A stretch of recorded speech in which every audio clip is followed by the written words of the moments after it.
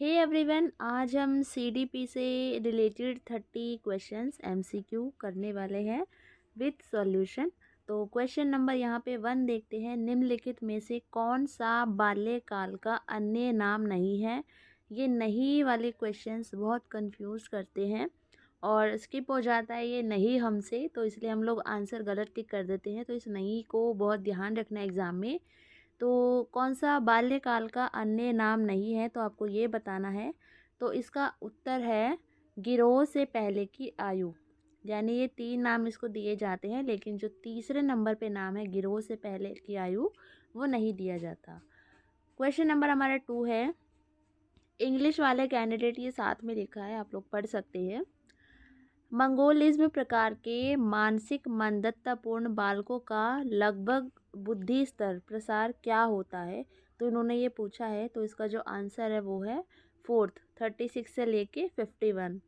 Question number 3 है हमारा। निम्नलिखित में से कौन सा विकल्प समाजीकरण की प्रक्रिया के अंतर्गत नहीं आता। जो हमारा सोशलाइजेशन का प्रोसेस होता है, तो उसके अंतर्गत कौन सा जो है उस प्रोसेस के अंदर कौन सा विकल्प या पॉइंट नहीं आता। तो ये चारों ऑप्शंस आपको पढ़ने हैं। मैं यहाँ पे प्रॉपर समझा नहीं रही हूँ, सिर्फ डायरेक्ट आपको आंसर्स बता रही हूँ। ठीक है, तो जो हमारा क्वेश्चन नंबर 3 है, जो इसका आंसर हो जाएगा हमारा 4th वाला, आत्म केंद्रित व्यवहार। ठीक है, इसमें सिंपल सा है। समाजीकरण की प्रक्रिया में समाज से कनेक्टेड। ठीक है, तो ये तीनों में आ रहा है, लेकिन इसमें नहीं आ रहा है, तो इसलिए ये नहीं होगा। तो 4th option is correct. Question number 4 है। बुद्धि का एक प्रकार जो साधारणतः नर्तक, एथलीट, सर्जन इत्यादि में पाया जाता है, वो क्या कहलाता है। तो वो कहलाता है हमारा शरीर गतिक बुद्धि। ठीक है, शरीर गतिक बुद्धि। तो 4th वाले का आंसर है हमारा फर्स्ट। किसी क्वेश्चन का आंसर अगर मैंने गलत बताया हो, तो आप लोग मुझे कमेंट कर सकते हैं, हम लोग उस पर फिर बाद में डिस्कस कर लेंगे। क्योंकि ये जो मैं आपको आंसर्स बता रही हूँ, इस क्वेश्चन पेपर के जो ऑफिशियल आंसर की है उसी से कनेक्ट करके मैं आपको बता रही हूँ। क्वेश्चन नंबर 5 है हमारा। निम्न में से कौन सा संवेगात्मक बुद्धि का तत्व नहीं है। संवेगात्मक बुद्धि का तत्व नहीं है, तो 5वें का जो हमारा उत्तर हो जाएगा वो है उद्यमी सामर्थ्यता। क्वेश्चन नंबर 6 है। एक विद्यार्थी खुद के द्वारा जाने गए कुछ शब्दों जैसे बाघ, कुत्ता, शेर, तेंदुआ इत्यादि के आधार पर एक नया शब्द सीखता है, मांसाहारी पशु। इस प्रकार के सीखने को क्या कहा जाता है, इन्होंने ये पूछा है। तो क्वेश्चन नंबर 6 का आंसर हो जाएगा हमारा महाकोटि सीखना। 4th इसका ऑप्शन करेक्ट है। क्वेश्चन नंबर हमारा 7 है। निम्नलिखित में से कौन सा सामूहिक शाब्दिक बुद्धि परीक्षण नहीं है, इन्होंने नहीं पूछा है। तो क्वेश्चन नंबर हमारा 7 का आंसर हो जाएगा 2 आर्मी अल्फा परीक्षण। क्वेश्चन नंबर 8 है। ब्रॉन फेन ब्रेनर के सिद्धांत के अनुसार नियम एवं रीति रिवाज बालक के किस पारिस्थितिक तंत्र के उदाहरण हैं। क्वेश्चन नंबर 8 है मैक्रो तंत्र के।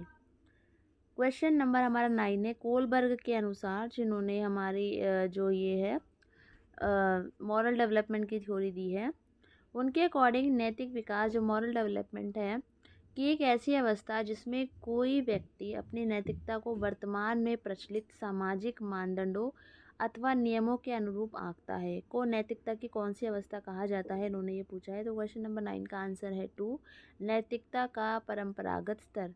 तो इन सब की थ्योरीज आपको पढ़नी पड़ेगी। हर एक क्वेश्चन अगर मैं डिफ़ाइन करने लगी तो वीडियो बहुत ज़्यादा लंबी हो जाएगी।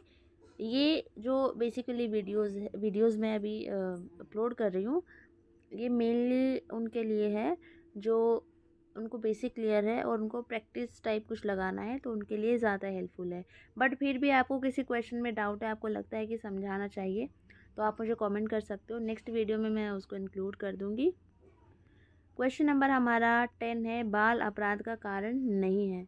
तो क्वेश्चन नंबर 10 का आंसर है 4th। उसके बाद हमारा है क्वेश्चन नंबर 11। निम्नलिखित में से कौन सा संज्ञान से संबंधित नहीं है। संज्ञान से संबंधित नहीं है, इन्होंने ये पूछा है। तो 3rd इसका ऑप्शन करेक्ट है, चलना। क्वेश्चन नंबर 12 है। निम्नलिखित में से कौन सा विकल्प जीन पियाजे द्वारा प्रदत्त मूर्त सक्रियात्मक अवस्था की विशेषता को दर्शाता है। उन्होंने 4 स्टेजेस दी हैं चाइल्ड डेवलपमेंट की। तो यहाँ पे कुछ पॉइंट्स दिए हुए हैं, तो इनमें आपको बताना है कि मूर्त सक्रियात्मक अवस्था की विशेषता को दर्शाता है। तो ये चारों आपको पढ़ने हैं आराम से, ठीक है। तो जो हमारा क्वेश्चन नंबर 12 है, इसका आंसर हो जाएगा 3rd, ठीक है। अब हम बात करते हैं क्वेश्चन नंबर 13 की। कौन सा अभिप्रेरण का घटक नहीं है? तो अभिप्रेरण का घटक कौन सा नहीं है? तो रटंत स्मृति। क्वेश्चन नंबर 14 है, व्यक्तित्व समायोजन की प्रत्यक्ष विधि है। व्यक्तित्व समायोजन की प्रत्यक्ष विधि कौन सी है इन चारों में से? बाधा निराकरण। उसके बाद क्वेश्चन नंबर 15 है हमारा, संज्ञानात्मक विकास के समाज सांस्कृतिक सिद्धांत को किसने प्रस्तावित किया? तो आपको ये बताना है किसने प्रस्तावित किया था। तो क्वेश्चन नंबर 15 का आंसर हमारा हो जाएगा 2, लेव वाइगोस्की ने। क्वेश्चन नंबर 16 है हमारा, नई सूचनाओं को पूर्ववर्ती विद्यमान मानसिक संरचना में व्यवस्थित करना क्या कहलाता है? तो ये पियाजे की थ्योरी के अंतर्गत ही आता है ये भी। तो इसका जो आंसर है वो है आत्मसातकरण। उसके बाद हमारा है क्वेश्चन नंबर 17, अपने शिष्य के संवेगात्मक विकास के लिए अध्यापक को चाहिए कि वह अपने शिष्य के प्रति प्रेम तथा स्नेह विकसित करे। क्वेश्चन नंबर 18 है, उत्तर बाल्यावस्था का काल क्या है? उसकी टाइम पीरियड क्या है? तो 6 से 12 वर्ष। तो इसका जो ऑप्शन हो जाएगा 18 का second is correct. Question number 19 है, एनडीआई अभिप्रेरणा सूत्र के प्रवर्तक कौन थे? तो क्वेश्चन नंबर 19 का आंसर है सेकंड, हिलगॉर्ड। 20 है, थर्स्टन द्वारा बुद्धि के किस शब्द का प्रयोग किया गया था? तो प्राथमिक मानसिक क्षमताएं। First option is correct. Question number 21 है, निम्नलिखित में से कौन सी गतिविधि या क्षेत्र को विद्यार्थी के सह विद्यालयी सह शैक्षिक पक्ष के अंतर्गत नहीं गिना जा सकता? तो पाठ्यचर्या विषय। क्वेश्चन नंबर 22 है, पहली मनोवैज्ञानिक प्रयोगशाला की स्थापना किसके द्वारा की गई? तो पहली मनोवैज्ञानिक प्रयोगशाला की स्थापना किसके द्वारा की गई थी? तो क्वेश्चन नंबर 22 का ऑप्शन है हमारा 4, ठीक है। वुंट ने की थी। कब की थी ये आप लोग मुझे कमेंट करेंगे। क्वेश्चन नंबर 23 है, बालकों की यह समझ कि चाहे वे किसी अन्य लिंगधारी जैसे कपड़े, बालों की स्टाइल अपना लें तो भी उनका स्वयं का लिंग नहीं बदलेगा। बालकों की इस प्रकार की समस्या को क्या कहा जाता है? तो इसका जो आंसर है वो है लिंग संगतता, ठीक है, जेंडर कंसिस्टेंसी। क्वेश्चन नंबर हमारा 24 है, विद्यार्थी के व्यक्तित्व के समग्र विकास का आकलन किस तरह का मूल्यांकन कहलाता है? तो क्वेश्चन नंबर हमारा 24 का आंसर हो जाएगा समग्र मूल्यांकन, ठीक है। तो 24 का हो जाएगा हमारा सेकंड, ठीक है, कॉम्प्रिहेंसिव बोलते हैं समग्र मूल्यांकन। उसके बाद हमारा क्वेश्चन नंबर 25 है, निम्न में से कौन सी रक्षात्मक युक्ति नहीं है? तो इसका जो आंसर है वो है 4th, साहचर्य। क्वेश्चन नंबर 26 है हमारा, दृष्टि से ओझल हो जाने के बाद भी मस्तिष्क से ओझल हो जाना किस विकासात्मक अवस्था की विशेषता है? तो क्वेश्चन नंबर 26 का हमारा आंसर है फर्स्ट, संवेदीगामक अवस्था की। 27 है हमारा, अधिगम का वह प्रकार जिसमें विद्यार्थी दी गई अधिगम सामग्री की सहायता से नए विचार या नए नियम को जानते हुए सीखने का प्रयास करता है, उसको हम क्या कहते हैं? तो उसको कहते हैं अन्वेषण करना, ठीक है, डिस्कवरी लर्निंग। क्वेश्चन नंबर 28 है, निम्नलिखित में से कौन सा टेलर द्वारा प्रदत्त सृजनात्मक स्तर सिद्धांत का चौथा स्तर है? तो क्वेश्चन नंबर हमारा 28 का आंसर हो जाएगा 3rd, अभिनव सृजनात्मक। क्वेश्चन नंबर 29, निम्नलिखित में से कौन सा किशोरावस्था का अन्य नाम नहीं है? तो इनमें से कौन सा नाम नहीं है? बाकी नाम जो है बोलते हैं हम किशोरावस्था को, उस नाम से जाना जाता है। तो सफुर्ती की अवस्था नहीं है, बाकी तीनों अवस्थाएं के नाम से हम जानते हैं किशोरावस्था को। सो आज का हमारा लास्ट क्वेश्चन है, अच्छे समायोजन की विशेषता क्या है? तो सहनशीलता। तो 30 का आंसर हो जाएगा फर्स्ट।